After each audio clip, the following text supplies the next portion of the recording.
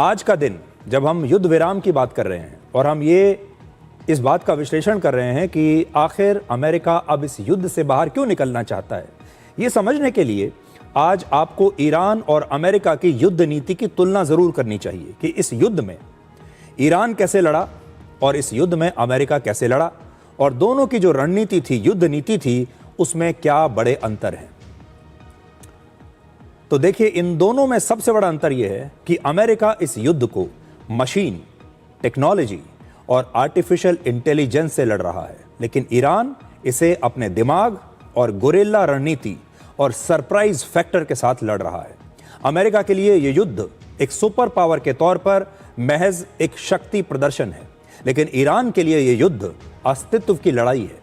America के सैनिक सिर्फ अपने आदेश का पालन कर रहे हैं, लेकिन ईरान के सैनिक अपनी देशभक्ति के साथ, अपनी मातृभूमि की बहादुरी के साथ लड़ते हुए रक्षा कर रहे हैं। इस युद्ध में ईरान ने अपनी रणनीति से अमेरिका को पहले युद्ध विराम और अब इस युद्ध से निकलने पर एक प्रकार से मजबूर कर दिया, और आज पूरी दुनिया ईरान से युद्ध लड़ने की रणनीति सीख सकती है, जिसमें अमेरिका जैसा सुपर पावर भी उलझ कर रह गया।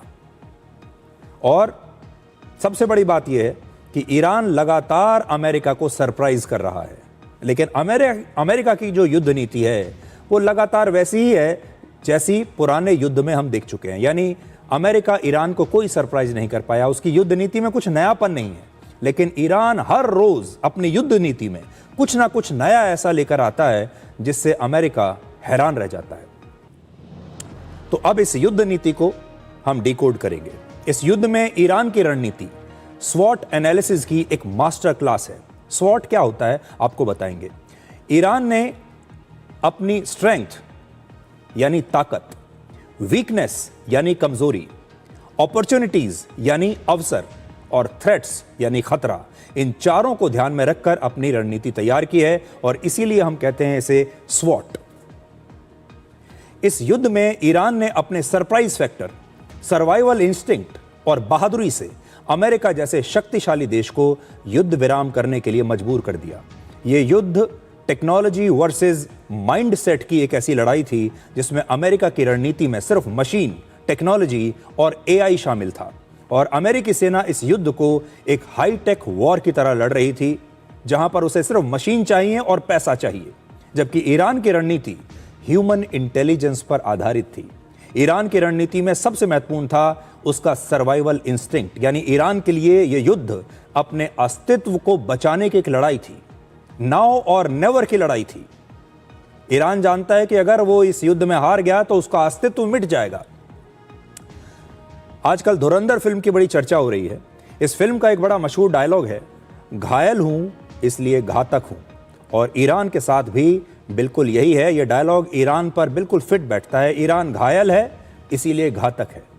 युद्ध के पहले दिन ही खमेनेई का मारे जाना ईरान पर सबसे बड़ी चोट थी, और इस चोट ने ईरान को घायल कर दिया, और इसी ने पूरे ईरान को अमेरिका के खिलाफ एकजुट करके और भी ज्यादा घातक बना दिया। इस युद्ध को अमेरिका मशीनों की मदद से लड़ रहा था, जबकि ईरान अपने दिमाग से लड़ रहा था। यह युद्ध सिर्फ दो देशों की लड़ाई नहीं है, यह दो विचारधाराओं का एक ऐसा टकराव है जिसमें एक तरफ शक्तिशाली अमेरिका है जो मानता है कि टेक्नोलॉजी और ताकत के दम पर सब कुछ जीता जा सकता है, कोई भी युद्ध वो जीत सकते हैं, और दूसरी तरफ ईरान है जो ये मानता है कि ईरान की जनता अपनी जान दे देगी लेकिन अमेरिका के सामने झुकेगी नहीं। और इस लड़ाई में अमेरिका का मकसद था दुनिया में सुपर पावर के तौर पर अपना शक्ति प्रदर्शन करना, जबकि ईरान का सिर्फ एक ही मकसद था, अपनी रक्षा करना। अमेरिका सिर्फ इस युद्ध को किसी भी कीमत पर जीतना चाहता था, जबकि ईरान इस युद्ध में सिर्फ टिके रहना चाहता था, और वही काम ईरान कर रहा है। वो सिर्फ टिका हुआ है, वो गिरने से इंतजार कर रहा है, गिरने से इनकार कर रहा है। इसलिए ईरान ने अपनी कमजोरियों और अपनी ताकत को बहुत अच्छी तरह समझकर युद्ध लड़ने की एक स्मार्ट रणनीति बनाई। ईरान ने अपनी कमजोरियों को छिपाने की बजाय उन्हें ही अपनी ताकत बनाया।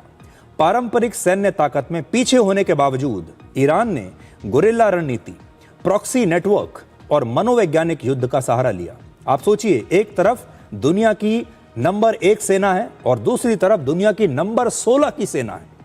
असल में ये अहंकार वर्सेस अस्तित्व की लड़ाई थी, जिसमें एक तरफ दुनिया की सबसे शक्तिशाली सेना है और दूसरी तरफ ईरान की सेना है। लेकिन इसके बाद भी ईरान 1 महीने से ज्यादा समय तक इस युद्ध में न सिर्फ टिका रहा, बल्कि खाड़ी के देशों और इजराइल पर लगातार हमले करके यह भी बताता रहा कि उसकी ताकत को समझने में अमेरिका से बहुत बड़ी गलती हुई है। किसी भी युद्ध का सबसे खतरनाक हथियार होता है उसका सरप्राइज फैक्टर। युद्ध सिर्फ ताकत का खेल नहीं होता, बल्कि दुश्मन को चौंकाने की कला भी कई बार हार और जीत तय करती है। लेकिन इस युद्ध को अमेरिका नहीं बल्कि ईरान के सरप्राइज फैक्टर्स के लिए याद किया जाएगा। युद्ध के पहले ही दिन ईरान के supreme leader Ayatollah Ali Khamenei को मार दिया गया, जो इस युद्ध में अमेरिका का पहला और आखिरी सरप्राइज था। लेकिन इसके बाद ईरान ने अपनी रणनीति, अपने हथियार और अपने इरादों से लगातार अमेरिका और पूरी दुनिया को चौंकाया है और लगातार चौंका रहा है, एक के बाद एक सरप्राइज। इस युद्ध में ईरान का सबसे बड़ा सरप्राइज था स्ट्रेट ऑफ हॉर्मूज को बंद कर देना। यह ईरान का एक ऐसा सरप्राइज था जिसकी अमेरिका के साथ साथ दुनिया में किसी ने भी कल्पना नहीं की थी। इस युद्ध में ईरान के पास परमाणु हथियार नहीं था, इसलिए उसने हॉर्मूज को ही अपना सबसे बड़ा हथियार बना लिया। युद्ध से पहले हॉर्मूज के रास्ते से पूरी दुनिया का लगभग 20% कच्चा तेल और 20% गैस यहीं से गुजरती थी। यानी ये दुनिया की सबसे महत्वपूर्ण एनर्जी लाइफलाइन है और इस रास्ते के बंद होते ही दुनिया के बड़े बड़े देशों की अर्थव्यवस्था हिल गई। बड़े बड़े देशों में, दुनिया भर में तेल के दाम बढ़ गए, महंगाई आ गई। इस रास्ते में समुद्री जहाजों पर लगभग 20 हमले हुए और ईरान का सबसे बड़ा हथियार था हमले का डर, जिसकी वजह से शिपिंग कंपनीज ने खुद ही इस रास्ते का प्रयोग करना बंद कर दिया। युद्ध से पहले हॉर्मूज के रास्ते से हर दिन लगभग 140 ऑयल और गैस टैंकर्स या समुद्री जहाज यहां से गुजरते थे। लेकिन पिछले 33 दिनों में यह ट्रैफिक लगभग 95% गिरकर लगभग 5 से 6 समुद्री जहाज प्रतिदिन हो चुका है। और इसीलिए मार्च के महीने में कुल मिलाकर लगभग 140 समुद्री जहाज़ों ने इस रास्ते का इस्तेमाल किया। यानी हर दिन जितना ट्रैफिक गुजरता था, पूरे महीने में लगभग उतने ही जहाज़ों को रास्ता मिला। पूरी दुनिया हर दिन लगभग 10 करोड़ बैरल तेल का इस्तेमाल करती है और हॉर्मूज का रास्ता बंद होने से प्रतिदिन लगभग 1.5 करोड़ बैरल तेल की कमी हो गई। ईरान ने हॉर्मूज के रास्ते को अपनी मुट्ठी में इस तरह से बंद कर लिया कि दुनिया की एनर्जी सप्लाई खुद ही घुटनों पर आ गई और 21वीं सदी के युद्ध में असली हथियार मिसाइल्स और ड्रोन नहीं, बल्कि सप्लाई चेन कंट्रोल है। और यही इस युद्ध का सबसे खतरनाक हथियार साबित हुआ और इससे पूरी दुनिया को किसी परमाणु हमले से भी बड़ा सरप्राइज मिला और उससे भी बड़ा झटका लगा। यानी ईरान ने एक हॉर्मूज को बंद करके पूरी दुनिया को घायल करना शुरू कर दिया। ईरान पहले दिन से जानता था कि वो अमेरिका को हरा नहीं सकता। ईरान के पास अमेरिका तक हमला करने वाली कोई ऐसी मिसाइल नहीं है, इंटरकॉन्टिनेंटल बैलिस्टिक मिसाइल नहीं थी। ईरान से अमेरिका की दूरी लगभग 11,500 किलोमीटर है, लेकिन ईरान के पास सिर्फ 2,500 किलोमीटर तक हमला करने वाली मिसाइल है। ईरान के पास ना तो अमेरिका जैसे नए और एडवांस हथियार हैं, ना ही एयरफोर्स है और ना ही नेवी है। इसलिए ईरान ने ऐसी रणनीति बनाई कि वो पूरी दुनिया में अमेरिका की छवि को खराब कर दे। इस युद्ध में खाड़ी देशों पर हमला ईरान का दूसरा सबसे बड़ा सरप्राइज था। ईरान ने अपने पड़ोस में ही खाड़ी देशों पर हमला करके अमेरिका के सहयोगी देशों और पूरी दुनिया को छोटे छोटे बहुत सारे जख्म दे दिए। इसने अमेरिका पर युद्ध रोकने का दबाव बढ़ा दिया और ईरान ने इस चाल से पूरी दुनिया की अर्थव्यवस्था बिगाड़ दी। खाड़ी देशों की अर्थव्यवस्था को बहुत नुकसान पहुंचाया। एक कहावत है, बंद मुट्ठी लाख की, खुली तो खाक की। ईरान युद्ध में यह कहावत अमेरिका पर बिल्कुल फिट बैठती है। ईरान के आसपास पश्चिम एशिया में अमेरिका के 19 मिलिट्री बेस हैं, जो एक बंद मुट्ठी की तरह अमेरिका की सबसे बड़ी ताकत माने जाते थे। अमेरिका को भ्रम था कि वो इन सैन्य ठिकानों की मदद से सिर्फ कुछ ही दिनों में ईरान को सरेंडर करने पर मजबूर कर देगा। लेकिन ईरान ने अमेरिका के इन मिलिट्री बेसिस पर हमला करके अमेरिका की इस बंद मुट्ठी को एक्सपोज कर दिया। ईरान ने इस युद्ध में फाइटर जेट्स की बजाय ड्रोन्स और मिसाइल्स को अपना सबसे बड़ा हथियार बनाया। ईरान ने अपने ड्रोन्स और मिसाइल से इस युद्ध का पूरा खेल बदल दिया और अमेरिका के लेटेस्ट एयर डिफेंस सिस्टम भी उसके अपने मिलिट्री बेसिस को बचा नहीं पाए। इस युद्ध का सबसे बड़ा सबक यह है कि अब हमला करने के लिए आपको महंगे फाइटर जेट्स की जरूरत नहीं। इसके बावजूद अमेरिकी सेना ईरान को सरेंडर के लिए मजबूर नहीं कर पाई, जबकि उनके पास लेटेस्ट और बड़ी संख्या में फाइटर जेट्स हैं। ईरान ने इस युद्ध में अमेरिका के उन महंगे हथियारों को भी एक्सपोज किया जिन्हें अब तक दुनिया के सबसे लेटेस्ट और शक्तिशाली हथियार माना जाता था। ईरान ने अमेरिका के स्टेल्थ फाइटर जेट F-35 पर हमले का दावा किया। यानी अमेरिका के हथियार बहुत महंगे हैं। ये डेमो वीडियोस और आंकड़ों में तो बहुत ताकतवर लगते हैं, प्रभावशाली लगते हैं, लेकिन जब असली युद्ध होता है तो ये ईरान के आउटडेटेड हथियारों को पूरी तरह से नष्ट नहीं कर पाए। ये पूरी दुनिया ने देख लिया। किसी भी युद्ध में सबसे जरूरी होता है उसका मकसद। युद्ध के शुरू होने से पहले ईरान का कोई मकसद नहीं था, क्योंकि ये युद्ध उन्होंने शुरू नहीं किया और उस पर अमेरिका और इजराइल ने पहले हमला किया। ये सिर्फ ईरान पर हमला नहीं था, बल्कि ईरान की लगभग 9 करोड़ जनता पर हमला था, उनकी देशभक्ति और स्वाभिमान पर हमला था और उनके अस्तित्व पर संकट था। युद्ध के पहले ही दिन ईरान के सुप्रीम लीडर खामेनेई का मारा जाना ईरान के लोगों के लिए उनकी धार्मिक व्यवस्था पर एक हमला था और इस हमले ने पूरे ईरान को युद्ध का सबसे बड़ा मकसद दे दिया और वो था अपना अस्तित्व बचाना, अपने धर्म के लिए लड़ना और किसी भी हाल में अब सरेंडर ना करना। ईरान के लोगों के लिए ये सिर्फ एक युद्ध नहीं बल्कि एक धर्म युद्ध बन गया। ईरान दुनिया का सबसे बड़ा शिया बाहुल देश है, इसलिए उनके लिए ये युद्ध इस्लाम और शिया परंपराओं को बचाने की लड़ाई है।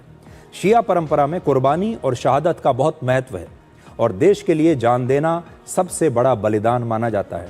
इसकी वजह से इस युद्ध को एक धार्मिक अर्थ भी मिल गया, ये एक धर्म युद्ध भी बन गया और ईरान के सैनिकों में ये भावना है कि वो सिर्फ ईरान की रक्षा के लिए युद्ध नहीं कर रहे, बल्कि वो अपनी धार्मिक पहचान और अपनी परंपराओं की लड़ाई लड़ रहे हैं। इसलिए आज ईरान का हर सैनिक अपने देश और अपने धर्म को बचाने के लिए लड़ रहा है और मरने के लिए तैयार है। इसलिए उनमें बहादुरी दिखाई देती है और देशभक्ति का जज्बा दिखाई देता है। लेकिन अमेरिका के सैनिकों में इस तरह के जज्बे की कमी है, क्योंकि अमेरिका के सैनिकों को ये बात पता ही नहीं है कि आखिर उनके इस युद्ध का मकसद क्या है और उन्हें इस युद्ध से हासिल क्या करना है, ये अमेरिका के सैनिक नहीं जानते। वो सिर्फ आदेश का पालन कर रहे हैं। अमेरिका के सैनिक एक मशीन की तरह हैं जो इस युद्ध में सिर्फ आदेश का पालन कर रहे हैं और जो लक्ष्य उन्हें बताया जा रहा है उस पर हमला कर रहे हैं। उनके लिए ये युद्ध एक सैन्य ऑपरेशन से ज्यादा कुछ नहीं, जबकि ईरान के सैनिकों के लिए ये उनके जीवन की सबसे बड़ी लड़ाई है और इसीलिए आपको ये अंतर दिखाई देता है। इस युद्ध ने ईरान के लोगों को एकजुट कर दिया और अमेरिका के लोगों में बंटवारा कर दिया। 1 महीने पहले तक ईरान के लोग अपनी ही सरकार के विरोध में बड़ी बड़ी रैलियां निकाल रहे थे, सड़कों पर विरोध प्रदर्शन कर रहे थे, लेकिन अमेरिका के हमले ने ईरान की इसी जनता को एकजुट कर दिया। अब ईरान में अमेरिका के खिलाफ विरोध प्रदर्शन हो रहे हैं और इस हमले के बाद ट्रंप का अमेरिका में विरोध हो रहा है। 28 मार्च को अमेरिका के सभी 50 राज्यों में एक साथ इतना बड़ा विरोध प्रदर्शन हुआ जिसमें लगभग 80 लाख लोगों ने हिस्सा लिया। इस युद्ध को लेकर पूरी दुनिया में नैरेटिव वॉर में भी अमेरिका हार गया। वो ये साबित करने में नाकाम रहा कि ईरान उसके लिए या फिर दुनिया के लिए एक बहुत बड़ा खतरा था, जबकि ईरान आत्मरक्षा के लिए लड़ रहा है और ईरान के साथ दुनिया की सहानुभूति इसलिए चली गई क्योंकि ईरान लगातार ये कहता रहा कि हमला हमने नहीं किया और हम सिर्फ अपनी आत्मरक्षा में हमले कर रहे हैं। अमेरिकी सेना का अब तक का इतिहास रहा है वियतनाम युद्ध, इराक युद्ध, अफगानिस्तान युद्ध और अब इसमें एक नया चैप्टर जुड़ गया है और वो है ईरान युद्ध का चैप्टर। वियतनाम, इराक और अफगानिस्तान की तरह ये युद्ध भी बिना किसी नतीजे के खत्म हो जाएगा, जहां पर अमेरिका स्पष्ट रूप से जीत नहीं पाएगा। इससे पहले भी नहीं जीत पाया और इस बार भी नहीं जीत पाएगा। आप अक्सर क्रिकेट का मैच देखते हैं। क्रिकेट की भाषा में कहें तो बाकी युद्धों की तरह ईरान युद्ध भी एक ड्रॉ में खत्म होगा। यानी ये अगर इसे आप एक मैच की तरह देखें तो ये एक ड्रॉ हो जाएगा ये मैच, और युद्ध का नतीजा ड्रॉ होने पर कमजोर टीम को ही हीरो माना जाता है। ये कमजोर टीम यानी ईरान की जीत है, क्योंकि अमेरिका मजबूत टीम होने के बाद भी ईरान को हरा नहीं पाया। यानी अमेरिका पर एक तरह से ईरान की एक मनोवैज्ञानिक जीत हुई। और जैसा मैंने आपको कहा, जब एक मजबूत टीम और एक कमजोर टीम खेलते हैं और तब भी मैच ड्रॉ हो जाए तो लोगों की जो प्रशंसा है वो कमजोर टीम को मिलती है। तो अगर आप दोनों इस युद्ध में दोनों सेनाओं को देखेंगे तो आपको ये अंतर साफ महसूस होगा।